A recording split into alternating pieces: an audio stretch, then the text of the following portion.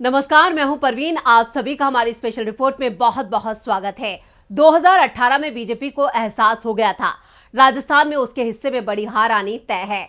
राजस्थान विधानसभा चुनाव के बाद ही लोकसभा चुनाव भी थे और बीजेपी को डर था कि हार का ठीकरा पीएम मोदी के सिर ना फूटा जाए। इसलिए बीजेपी के अंदर से ही नारा उछाला गया, मोदी तुझसे बैर नहीं, वसुंधरा तेरी खैर नहीं। यानी राजस्थान को मोदी नहीं, वसुंधरा को हटाना है। चुनाव में बीजेपी का पूरा जोर पीएम मोदी के चेहरे को बचाने में ही लगा रहा। अब जैसा कि राज्य में 2023 के विधानसभा चुनावों के लिए तैयार है, एक और नारा जोर पकड़ रहा है, गहलोत तुझसे बैर नहीं, विधायक तेरी खैर नहीं। यानी गहलोत, हमें आपसे कोई शिकायत नहीं है, लेकिन विधायक आप सावधान रहें। और ये विधायक बीजेपी और कांग्रेस दोनों के लिए हैं, इसलिए दोनों ही पार्टियां विधायकों को टिकट देने से पहले सर्वे करा रही हैं।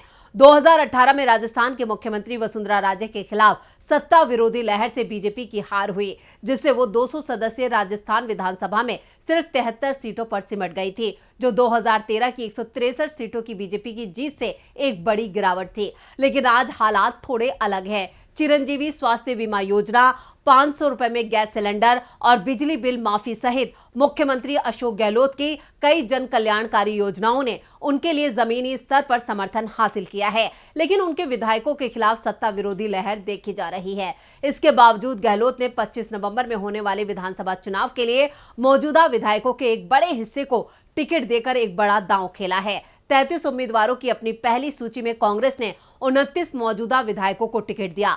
फिर उसके अगले ही दिन सामने आई 43 उम्मीदवारों की दूसरी सूची में 15 मौजूदा विधायक शामिल थे। कांग्रेस की 19 उम्मीदवारों की तीसरी सूची में पार्टी ने 12 विधायकों को बरकरार रखा। अब तक 30 में से 21 मंत्रियों को दोबारा पार्टी का टिकट मिल चुका है। वहीं 31 अक्टूबर को आई चौथी लिस्ट में शामिल 51 उम्मीदवारों के साथ ही पार्टी ने अपनी 5वीं लिस्ट भी जारी कर दी थी, जिसमें 5 नाम शामिल थे। 200 सीट वाले राजस्थान में 156 सीटों पर अपने उम्मीदवारों की घोषणा कांग्रेस कर चुकी है। लेकिन कांग्रेस हाईकमान ने अपनी चौथी और 5वीं लिस्ट में अपनी ताकत का एहसास सीएम अशोक गहलोत और पूर्व डिप्टी सीएम सचिन पायलट को करा दिया है। खड़गे ने चौथी और 5वीं लिस्ट में गहलोत और पायलट कैंप के नेताओं पर नहीं, बल्कि जिताऊ उम्मीदवार पर दांव खेला है। तो कैसे राजस्थान में कांग्रेस ने बनाई बढ़त, गहलोत और पायलट को खड़गे ने अपनी ताकत का कराया एहसास। राजस्थान में कांग्रेस की चौथी लिस्ट ने गहलोत को किया हैरान। कांग्रेस आलाकमान को चुनौती देना कुछ नेताओं को पड़ गया महंगा। कांग्रेस की चौथी लिस्ट में राष्ट्रीय प्रवक्ता गौरव वल्लभ, पूर्व सांसद बद्री राम जाखड़, हाल ही में बीजेपी छोड़कर कांग्रेस में शामिल हुए विकास चौधरी को टिकट दिया गया है। गौरव वल्लभ को उदयपुर सीट से मैदान में उतारा गया है, जबकि पूर्व सांसद बद्री राम जाखड़ को बाली सीट से टिकट मिला है। आपको बता दें कि राजस्थान में विधानसभा चुनाव 25 नवंबर को एक चरण में होगा। वोटों की गिनती 3 दिसंबर को होगी। बीजेपी ने अभी तक प्रत्याशियों की 2 लिस्ट जारी की है। बीजेपी की 2 लिस्टों में 124 नाम शामिल थे। अभी कांग्रेस के 44 प्रत्याशियों की घोषणा करना बाकी है। इनमें से 10 विधानसभा सीटों पर विवाद जारी है। ये 10 सीटें ऐसी हैं जहां स्थानीय नेतृत्व और राष्ट्रीय नेतृत्व के बीच एक राय नहीं बन पा रही है। स्थानीय नेतृत्व जिन्हें टिकट दिलाना चाह रहे हैं, वो नाम पार्टी हाईकमान को मंजूर नहीं है। ऐसे में बार बार मैराथन बैठकों के बावजूद इन 10 सीटों पर प्रत्याशी तय नहीं किए जा सके। जिन 10 सीटों पर प्रत्याशियों के नामों को लेकर विवाद चल रहा है, उनमें जयपुर की हवा महल, झोटवाड़ा, कोटा उत्तर, पिपलदा, लाडपुरा, कामा, नागौर, झालरापाटन, अजमेर उत्तर और खीवसर शामिल है। इन 10 सीटों में से कुछ सीटें ऐसी हैं जहां बीजेपी के दिग्गज नेताओं से मुकाबला होना है। प्रदेश नेतृत्व जिन नेताओं को चुनावी मैदान में उतारना चाहता है, वो नाम कांग्रेस आलाकमान को मंजूर नहीं है। कुछ सीटें ऐसी हैं जहां दावेदारों के नाम बड़े हैं, लेकिन अनुशासनहीनता के कारण उनके नाम अटके हुए हैं। जयपुर की हवा महल सीट से मंत्री महेश जोशी, कोटा उत्तर से शांति धारीवाल और अजमेर उत्तर से आरटीडीसी के चेयरमैन धर्मेंद्र राठौर दावेदारी कर रहे हैं। ये तीनों वही नेता हैं जिन्होंने 25 सितंबर 2022 को कांग्रेस हाईकमान के खिलाफ बगावत की थी।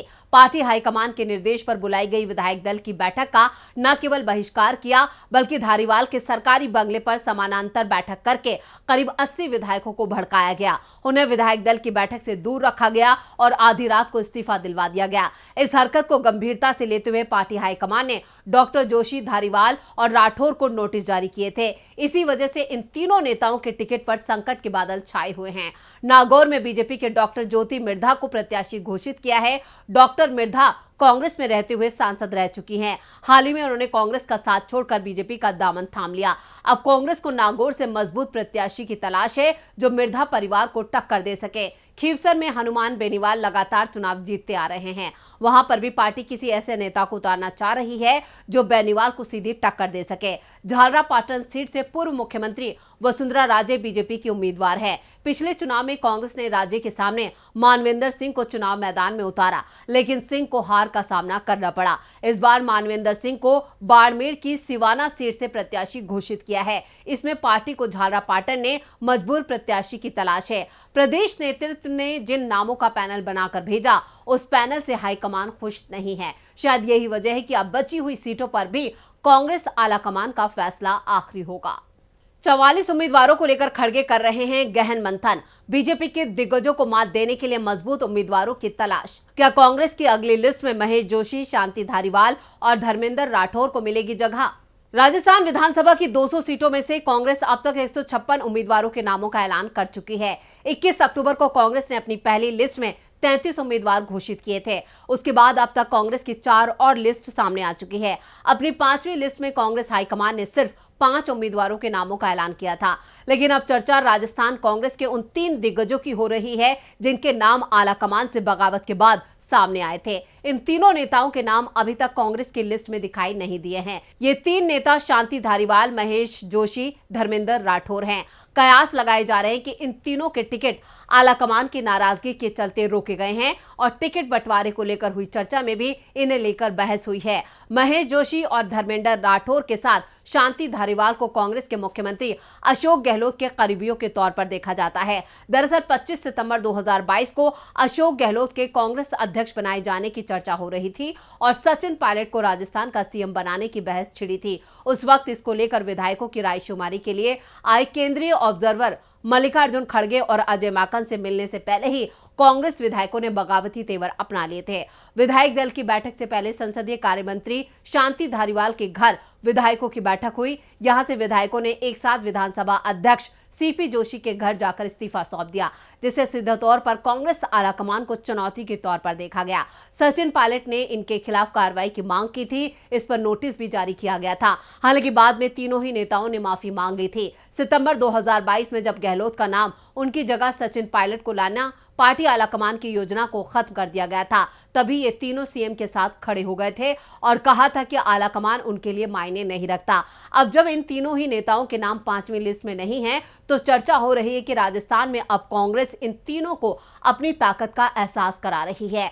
अब देखना होगा कि कांग्रेस की अगली लिस्ट में इन तीनों का नाम होता है या नहीं, या अब इनके ऊपर जो कहें कि जिस तरह से इनका नाम लिस्ट में नहीं है, उसके बाद कयास ये भी है कि इनके टिकट काटे भी जा सकते हैं। लेकिन अब ये आलाकमान को तय करना है कि वो इन्हें टिकट देती है या नहीं।